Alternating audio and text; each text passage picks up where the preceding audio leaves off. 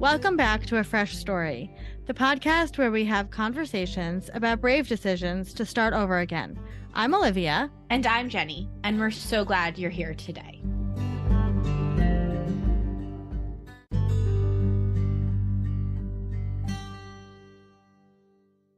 Hello, sister. Hello, how are you? I'm okay. We're recording this quickly on because we want to get this beautiful episode out. It is a sunny day here. We both took walks. I might take another walk. So we talked to Laura McKowen. She is the author of the new book, Push Off From Here, 9 Essential Truths to Get You Through Sobriety and Everything Else. She's also the founder of the Luckiest Club. It was such a beautiful conversation with her. She has such just a steadfast and gorgeous presence, right? Didn't you feel that? The word that comes to mind when I think of her is sage. Like, she is sage. She is wise. She is calm. She has like a very, and I don't mean to be like punny here, but like a sober presence. Like, she is just like completely like sees everything and clear, and just such a beautiful energy. Yeah, it was a great conversation. You know, we talk a little bit about kind of our experience with the world of addiction, and she talks, a lot about just these wise words and these 9 truths that she has. And we say to each other a lot, it is not your fault, but it is your responsibility, right? That's my mantra with my friends. Yeah, exactly.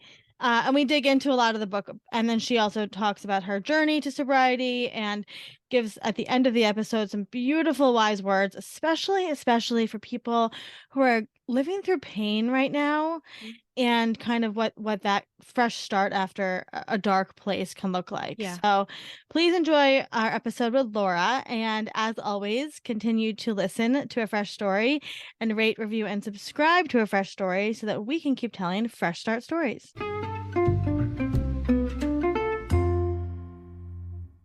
Laura is the best-selling author of We Are The Luckiest, The Surprising Magic of a Sober Life, and founder of the Luckiest Club, an international sobriety support community. Laura has been published in the New York Times, and her work has been featured in The Atlantic, The Wall Street Journal, The Today Show, and more. Her second book, Push Off From Here, 9 Essential Truths to Get You Through Sobriety and Everything Else, was released this March from Penguin Random House. And I got an early copy of the book, and I literally carry it with me. I have chills talking about it. I just want to highlight, there's a couple things in here because I'm fangirling with you here. We grew up in a house, I would say not necessarily, our grandfather had an alcohol addiction. He was in AA our entire childhood. But we also had a lot of different other addictions, right? Whether it was addiction to love, food was a huge addiction in our family, codependency. So we grew up, myself, right, in a family of a lot of addictions. This line, I literally highlighted it. I started, the idea that I deserved healing was preposterous to me. That took me back. That really took me back. And then, so much of what we do here at Fresh Starts is teaching people how to support people in their life. And, we'll talk about your 9 truths and all of the beautiful things, but this line, I think, needs to be on billboards. Getting cut off from our hearts is dangerous. Woof, Laura. Woo! That right there. I think that explains all the world's problems in that one line. It's true. Yes, it could. Yeah. Thank you for taking the time and being here today with us. Yes. Thank you so much for having me. I love what you're doing. Thank you. Oh, thank you. How are you doing today in this moment? Today in this moment, I'm honestly a little bit tired today, but not, but I think it's just a product of the weather. Yeah. Maybe a little bit of a book tour wearing on me, but I'm really happy to be here, and yeah, I'm good. I'm good. Yeah. Well, wonderful. Why don't you take us back to the beginning of your Fresh Start story? Okay. I knew this question was coming, of course. So I had to think about it a bit, because there could be several points, but the one I kept going back to was July 13th, 2013, which is almost 10 years ago now. I took my daughter, this is when I was still drinking. I took my daughter to be in my brother's wedding in Denver. We flew out from Boston. She was 4 years old then, and she was the flower girl, and I was in the wedding. And that night, I left her alone in the hotel room because I was blacked out drinking and out elsewhere. Overnight, I left her. And this was discovered by my mom the next morning when my daughter thankfully made her way to my mother through a series of sort of miraculous events in the hotel. And I woke up to texts and panicked calls, and it was obviously the most horrific morning of my life. And I had had many because of drinking, but this was different. It involved my daughter, who I loved more than anything. And I genuinely thought, even though my addiction was really bad at that point, that I would never put her in danger, that just wasn't going to happen. And I had. And that's the point at which I realized I had to deal with this thing, and walked into my first, recovery meeting a couple weeks later back in Boston. And that's what really started my trajectory into sobriety, which is the biggest fresh start that I've had. Yeah, absolutely. So talk to us, you outline all of this in your books, right? And Mhm. we're gonna really dig into push off from here. But walking into that meeting, you went into an AA meeting, correct? Mhm. Mhm. How did that, like, for many people, you go into a meeting and it doesn't necessarily stick right away, right? So what were your Yeah. thoughts, like, going in, like, what you were like, obviously the boundaries were pushed, right, with your daughter. Like, I have two sons, right? So I totally understand. You're like, this could never happen. I would never do this. And then it happens, right? Mhm. When you walked into that meeting for the first, was that your first time going into an AA meeting? It was. I had been with my dad growing up, Mm. but I wasn't paying attention. I Mm-hmm. was just a kid, and I was going because he went. So yes, it was my first meeting. I did not want to be there. I mean, that's an understatement. It was devastating to me to be there. Mm. I stopping drinking was, seemed like the end of the world to me, and in many ways it was. It was the end of life as I had known it. And I had, you know, I had recently in a year prior separated from my husband. Uh, there was a lot, going on, and a lot that I believed drinking was holding up for me. I didn't know how to go. I didn't know how to meet other men or go on dates or socialize or Mhm. do work events. I really didn't know how to live a life without alcohol. And that sounds maybe to someone, who that might sound to people like very extreme. But even if you're just a casual drinker, if you step back for a moment and really look around, alcohol is everywhere in our culture. Mhm. We're saturated in it. And Yeah. so to not drink is a big deal.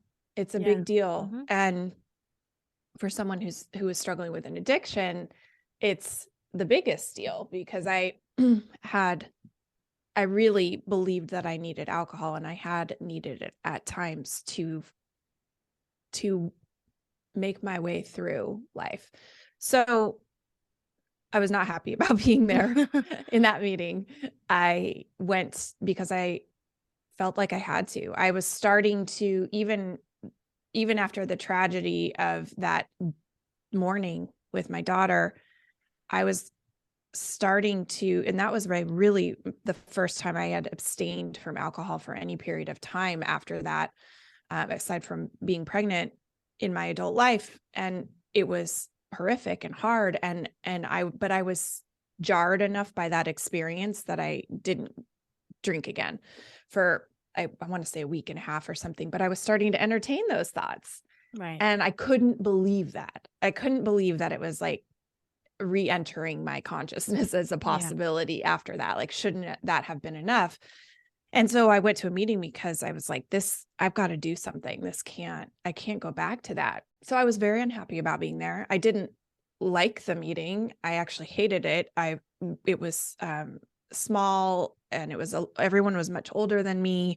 It was all women. They were very kind, but like, look, I just didn't want to be there, and I wanted to be doing anything else. And I cried, and I mean, I sobbed, and that sucked. It Yeah. was in the middle of my work day, and it was kind of an out of body experience, to be Yeah, I was honest. gonna say that. I was gonna say, I feel like sometimes when you go through those shifts in life, it's like a twilight zone, right? You're Yeah. you're like walking and you know that you're alive as a human, but you don't really know if you exist.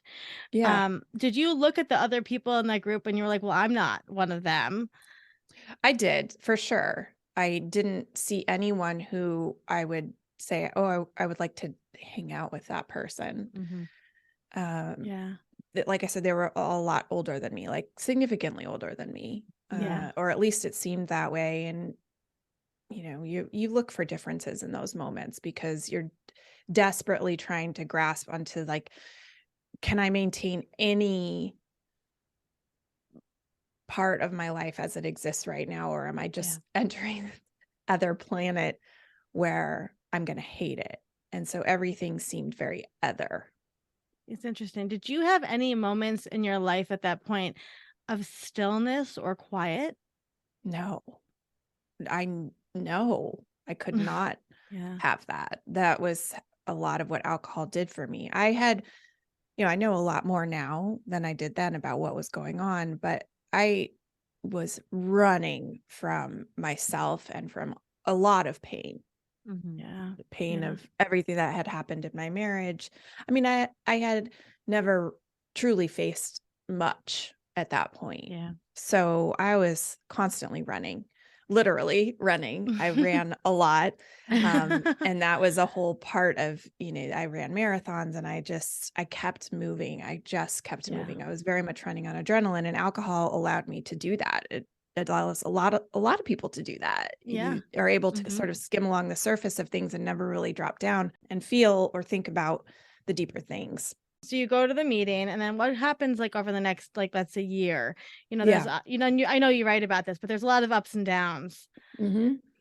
Yeah. So I didn't stay sober after that meeting. He said, a lot of times it doesn't stick, and it doesn't for most people. You don't enter, the myth of rock bottom is that you hit it and then you're done, and you begin the descent up. And that's rarely ever how it goes. I Yeah. had a lot more terrible nights after that, and a rough year. However, I started to put together sober time, and I never had before. I started to Mm. learn how to be sober, how to get through a Friday night sober, how to get through a weekend sober, how to go on a date and stay sober, how to fly around the world for work and stay sober. And sometimes I failed, and sometimes I succeeded in that. But I started to learn how to move through the world as someone who didn't drink at everything.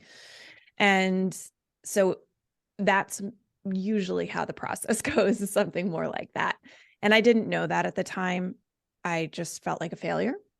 Mm. So a lot of what happened in that year was me contending with what had happened Mhm. and what this new life might be like. And honestly, even though it was a hard year, it was also kind of a beautiful year, because I started to see what my sober mind was like. I Mm. started to have moments of stillness. I started to sense that what I had wanted really all along, I'd always been a seeker, and I'd always been a deep feeler and a deep thinker, and wanted, deep connections with people. I wanted to be an honest person. I wanted to be someone who was responsible and reliable, and I really wanted to be a writer. And what happened in that time is I started to write and started to put down my experience, and that was the biggest Yeah. shift, and Yeah. what would lead to more more shifts down the line. I mean, I have a different career now and everything, but I had this sense for a very long time, maybe my whole life, that I had this like big energy in me, this sort of creative energy, but I never knew exactly where to put it. I had this dream of being a writer, but like I couldn't sit still enough to write. And I also couldn't tell the truth. Yeah. So Yeah. writing was very difficult. You know, there wasn't much I could say that wasn't very flimsy and sort of, I wasn't writing fiction. Right. So writing about my life writing about your life when you aren't telling the truth is near impossible. Yeah. So, but this sobriety forced me up against the wall so much that I kind of let go of my fears about telling the truth and what would happen and what people would think. And I just started doing it. And that's a lot of what happened in that year as I started to write and started to get some feedback on my writing, and people started to read it. And I started feeling like this was possible, that I could move towards this sort of thing that I had wanted so badly. Yeah, and maybe I'm wrong, so correct me if I'm wrong, but I feel like a lot of people with addiction are codependent with other Mhm. people, right? For And sure. so I too am a writer, and I find it's incredibly hard to write when you're in the throes of codependency, because you feel like other people might be reading into your mind, or might be like so like there and present while you're trying to write. And I remember so many times my therapist saying to me, "Are you writing? Are you writing? No, Mhm. no, no," right? And it's those, I feel like writing is magic, right? When you can get it out on paper, that's when the shift occurs. Agree. So, I love that you really talk about that. So honestly, of like that's kind of big part of your journey. So, Yeah. where did your first book come from in the timeline of all of that? Yeah. Well, you're right. People who experience addiction also tend to have codependency. That's something that happens a lot. And that fear of what your automatic reaction to almost everything when you're in a codependent state is, how's this going to impact other people? And you're Yeah. constantly maneuvering around what they want, what they think, what they need, what their reactions are going to be, instead of your own center. Right. Um, you can't write like that. No. So I, No. I one of the things they talk about with addiction is this gift of desperation. Mm, And the gift of desperation can lead you to seek help when you never were willing to before, to admit that you need help when you never saw that before. But it can also lead, like for me, to things like abandoning it's not that I didn't care what people thought anymore. It's just that I couldn't care and do mm, this at the same time. yeah. So, and also, like, my reputation was destroyed anyway. Yeah. And Yeah. so I was kind of free. Yep. Yeah. It's We like, talk about that a lot here. Yeah. yeah, it's like if my drinking was not a secret, the fact that I had cheated on my husband in my marriage, largely due to my drinking, was not a secret. Right. Mhm. You I already blew it all up. It was already blown Everything was up. blown up. Right. And Right. so Right. what difference does it make now? I might as well just put it all down and tell the truth. And um, yeah, I was free in that sense. So your question about how the book came to be, I had pretty quickly had in my mind that this dream, or this belief that I could write a book, that's what I really wanted. And it took me time to be able to say that and all Yeah. those things, but that is what I wanted. And I started writing on a blog, as as many people Mhm. do. Yep. And this was 2013, 14. Yep. So I started writing on a blog, and I would send my new posts out via email to my friends and I family. love that. Yeah, and occasionally I would post these things on Facebook, and then I started to collect email That's very addresses. brave. It's very brave to do that. It was. I agree. It was. And I started to get the response was mixed. Most of it was good, and people would reach out to me and say, "Thank you for talking about this. I feel the same way," or "I've wondered about this," or "I know someone who experiences this." Some of my family members were concerned and upset that I was being so dark, as they called it. Mhm. And that's okay. But mostly it was positive. And then I started a podcast in 2015 called Home Podcast with Holly Whitaker. And we started having conversations with each other about sobriety that weren't really being had before, not by two women, not by two women who were talking in a non-AA way, publicly. And so that got to be pretty big. And what happened there is we started to talk to a lot of authors and people that, not just sober authors, but other authors too, people that I had admired and like couldn't believe I was sitting in the same proverbial room with. Yeah, we don't know anything about that, We Laura. understand that. And so I started to feel more a part of, like, closer to that world, which had for so long seemed Oh, I love that. way out there. Right. And then suddenly I'm sitting and talking to Augustine Burroughs and Glennon Doyle and Sarah Hepola and Rob Bell and having these conversations with people that I couldn't believe I was sitting with.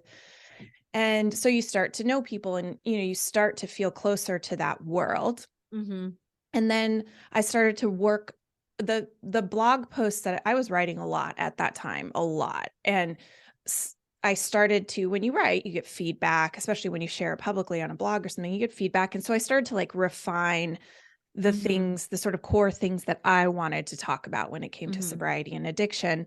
And that started to shape what a book might look like. And then I came up with my first proposal or concept in 2017. I got an agent in 2018. We sold the book finally in 2019, and it came out in January of 2020. So the book, We Are The Luckiest, is really about my story of addiction, but a lot of it is about sobriety and what that was like. But there is some teaching sort of elements in there a little bit. And those came from the hundreds of conversations that I had on podcasts and with other people. I quit my job in 2016. I had a career in marketing and advertising and quit it in 2016 to start to try to do this. Yeah. There's so many things. So the book came out in January 2020, correct? Yeah. So, and we'll talk about kind of the trajectory after that. What I love about what you did is something that we both, Jenny and I, kind of have in our souls as well, is you walked into a room, right? You walked into AA and you took a look around and you kind of thought, okay, what's happening here? And how can I kind of bring this into a place where I would be comfortable, right? And where I could help people in a way that I could teach and I could figure this out. And so you took and I love that you had these conversations. You kept going to AA, right? And you took all this data and you put it together and you developed your own method. Yeah, right? kind of. Yeah, you did, right? And so like, and so I think that it's so beautiful, right? You took this like deep heartbreak of your life, of kind of like your soul cracking open, and you said, well, it's so much more than me, right? And I'm going to now help all these people. So book comes out January 2020. Not 3 months later, right? Pandemic hits and you write about this. You're sitting in your house, right? And what happens then? Yes. So I get this email in March of 2020, and all my, I had been traveling around for book events and everything shut down, of course, and all my events were canceled. My daughter's sitting there trying to do 6th grade at home. And, everyone knows what that was like. So I get this email from the local AA chapter that they were closing the building till further notice. And I had never seen that happen before. And so I had that by then established a pretty big following on social media. I had a good email list. I had been teaching courses and retreats for years. And so I thought I could lead sobriety meetings, not AA meetings, but I could lead sobriety meetings. I know how to do that. And I have certainly have the time right now. So I threw up a schedule, allowed people to sign up, and I did 2 meetings a day it ended up being 6 weeks. I thought it would be 2 or something. And it was kind of magical. It was wild. I'm sure you've been in situations before where you are like, something is happening here. So I just came up with a format. It was some of the things that I learned from AA, but some of the things that I liked and thought would be different, like bringing in readings of poetry or, passages from books. And I had speakers come on occasionally. And sometimes I just led the meetings and I let people share after the beginning of the meeting. And what happened was people were coming from people who had never experienced any sort of community in sobriety because they didn't do AA or something else, were experiencing community for the first time. And were like, whoa, I didn't know that all these people were out there, and I didn't know it could be like this. And then we also got tons of people from AA or other communities that had never done anything online because they didn't have to. And so you're getting people from all over the world dialing in, hundreds of people at a time. And it was just really special. It was really special. And I got tired because I did have other work to do and life and all of that. And so I figured, okay, after 6 weeks, I was like, I gotta like wrap this up. But people were asking, please keep this going. They're like, I don't know how to get this anywhere else. We would be willing to pay a fee, hire people. And so I sat and thought about it, not for too long, actually. It was just a week or so, and thought, I can do this. Like, I can give it a shot. So I rounded up a team from other people I knew in recovery and other, people I had met online, and rounded up a team. And on May 4th, actually tomorrow, 3 years ago from when we're recording this, we launched the Luckiest Club and launched our first meeting. And it was so wild. I had Eric Johnson, who is now the CEO of the Luckiest Club, led the first meeting. And I just remember sitting there. It was at 7 p.m. Eastern. I remember sitting there, and there was hundreds of people on this Zoom call, and just having this, again, like an out of body experience, but a good one. Yeah. We're going, how did this come together? Right. Because it literally came together in a matter of 10 days. So that happened. Yeah. And it's still going, and it's growing, and it's become one of the most amazing things I've ever been part of. And we host 45 meetings a week now. I think we started with 10, and we had this really chintzy sort of message board type and now we have this beautiful app, and we have 50 subgroups based on geography and interests. We have BIPOC meetings and queer focused meetings and men's and women's and 50 plus meetings. And it just is evolved into this really incredible thing. From you. Yes. And a lot of other people. I mean, I had the idea and I made it happen. And I mean, you know how this is. I can see how everything leading up to that was building towards that, and how so many things had to come together. Yeah. And the pandemic hit, who knew? And I never, ever thought I would want to be part of a company again. I was very much happy to have left that world. I never planned on founding something, but I did. Yeah. Yes, I said yes to doing it. And I said yes to the following these breadcrumbs as they came. And yes, so I did do that. And I'm very proud of it. It's become a place where I would have wanted to go. Yes. 10 years ago. I just hope, and I know you talk to people all the time, but just to say, it's so beautiful. That story is like truly, it's magic, right? And like that you had this, dark time. And I always say, when people go through hard shit, you can go two ways, right? You can help people, or you can keep hurting yourself, right? And you took this road, and look, I mean, probably millions of people, right, that you've now worked with over the last couple of years. So just like major thank you to you for putting that into the world. And it's such a beautiful thing to see, right? Because it's like you're just a mom, right? Like trying to do your thing. And, we forget sometimes that behind the curtain, it's like, and we feel this like sometimes when we do our stuff, we're just sitting here in our pajamas trying to run a company, right? And you're like, it's just us, right?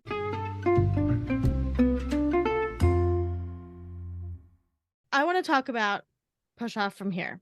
I just think it is such a magical text Thank that, you. so much of what we talk about at Fresh Starts, like we said, is, is supporting people through brave life changes, but also we just released our book, which is about teaching people how to support people, right, through So different great. things, right? And Yes. I want to just talk, there's the nine kind of like tenets that you have here, right? Which Hmm. we're going to obviously link to all this, and I highly, highly, highly recommend reading this book over and over. It is so beautiful. One of the things that really blew me away is that you weave history through this. Hmm. Right. So it's not just your personal history, but it's the history of alcohol, the history of the sobriety, movement and all of that, Hmm. which I think is so brilliant because I did not know any of that. Yeah. But I want to specifically talk about a couple of these um of your tenets. So I have a note here and it says love as grace. Ooh, ooh, Mm-hmm. that gives me chills, right? Because that, you know, I think especially the millennials and we're moving forward, religion is changing, right? The concept of Yeah. religion is changing. Yeah. I'm raising my sons to be, they can believe whatever they want, but we are a spiritual family, right? We believe in kindness. Every day when I send them on the bus, it's, lead with kindness, right? That's our whole Yeah. thing. Love that. Where did this concept of love as grace, both for yourself and for others, how did you develop that? Yeah. I mean, I certainly didn't come up with that on my own.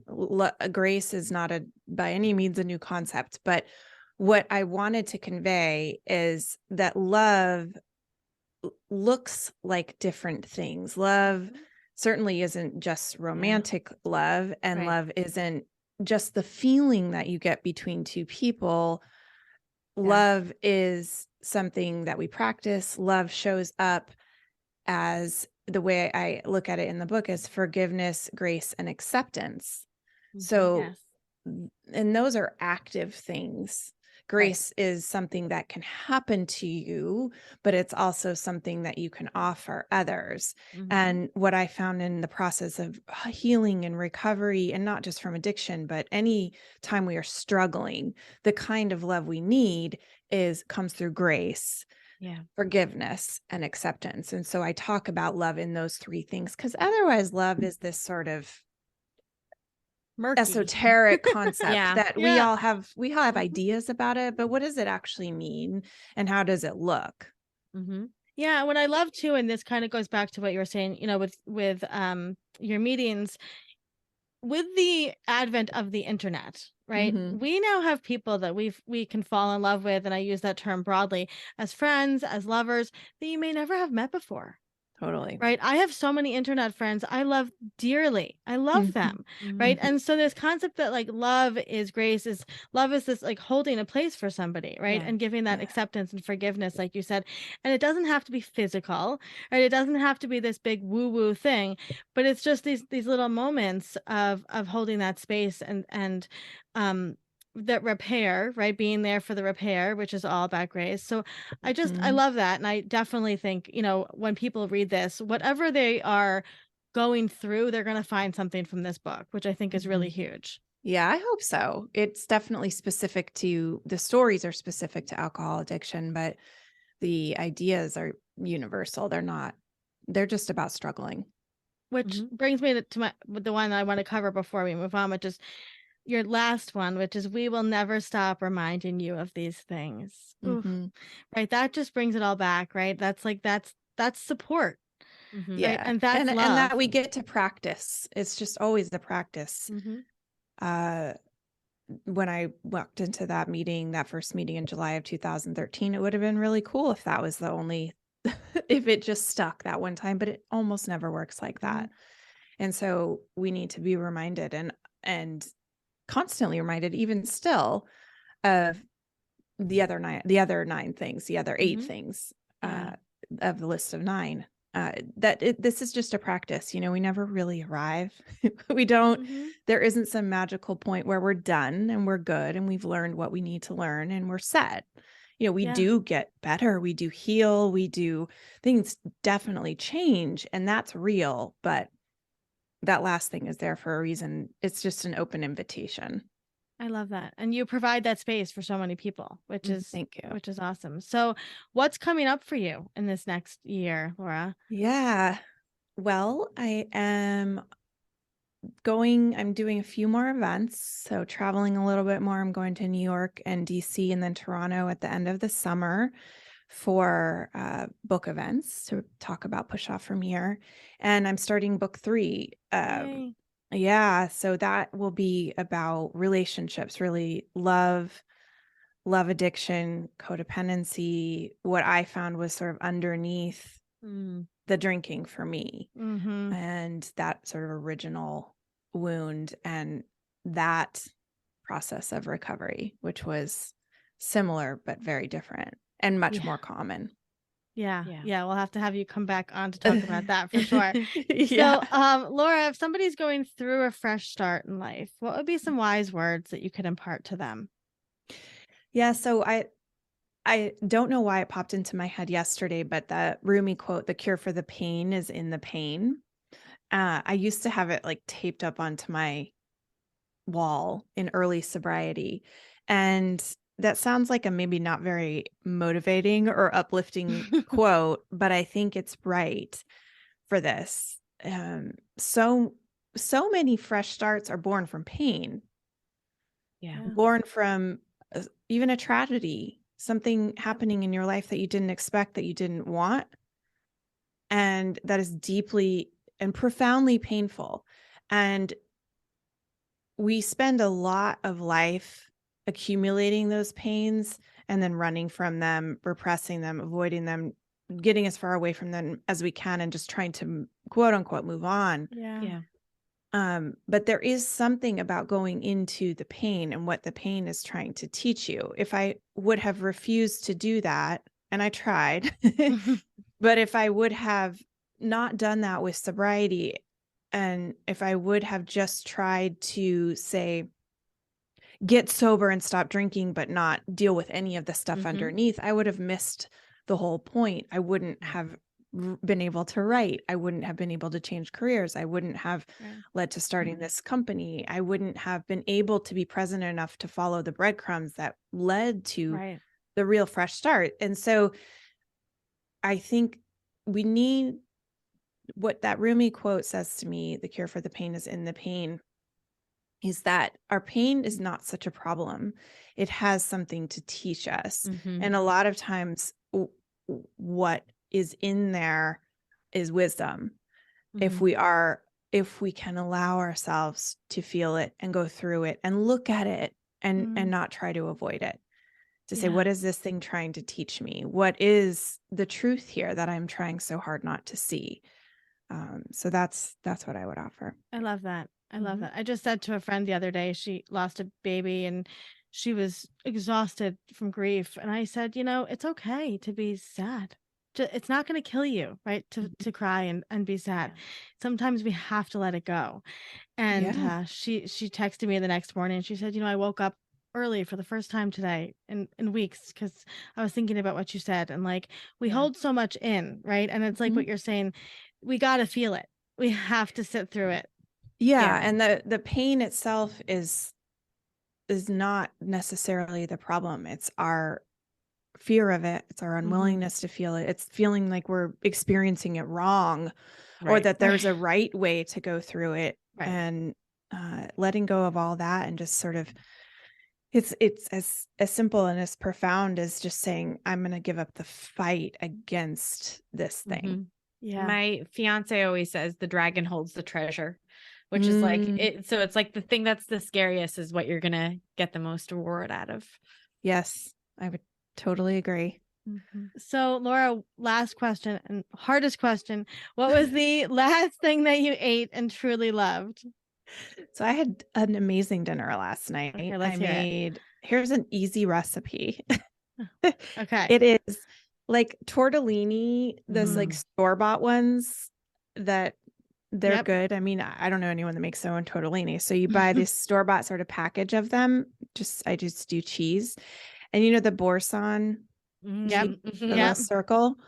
One of those, you cut it in half, boil the pasta, put leave a little bit of the water, put half of that boursin cheese package in, and that makes the sauce. And then you add peas and broccoli and mushrooms That sounds you perfect. sauteed before. It's amazing. Well, that's an easy meal too. That's like a quick. So easy, and everyone loves it. My family loves it. Put a little Parmesan on it, little lemon. Sounds amazing. Maybe a recipe book in your future, Laura. No. That's the fourth book. Not interested in that. But yeah, my friend Katie gave that recipe to me, and I think like a month ago, and I think I've made it 4 or 5 times already. I'm gonna have to try that. You're welcome. That sounds really good. That sounds amazing. Well, Laura, thank you so much for taking the time to chat with us. We're so proud of you and all of your brave decisions and the way that you inspire people. And we're really excited to share this because I just can't wait to keep pushing people to read Push Off from here because it really is. It's life changing. So thank you so much for being here.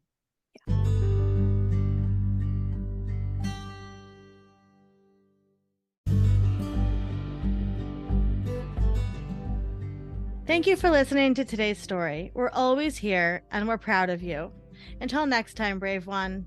A Fresh Story is brought to you by Fresh Starts Registry, the first and only platform for everything you need to start again.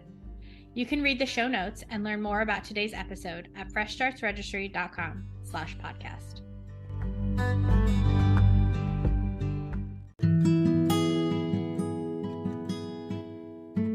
As always, we want to remind our listeners that while we strive to provide accurate and helpful information, we are not medical doctors or mental health professionals. We want to remind you all that the information shared in this podcast is not a substitute for professional advice. We highly recommend consulting a qualified healthcare or mental health professional for any concerns or questions you may have. Remember, we are a podcast, but we are not licensed medical professionals. Always consult with your healthcare provider for any medical decisions. And as a gentle reminder, all opinions are our guests and do not necessarily reflect our own.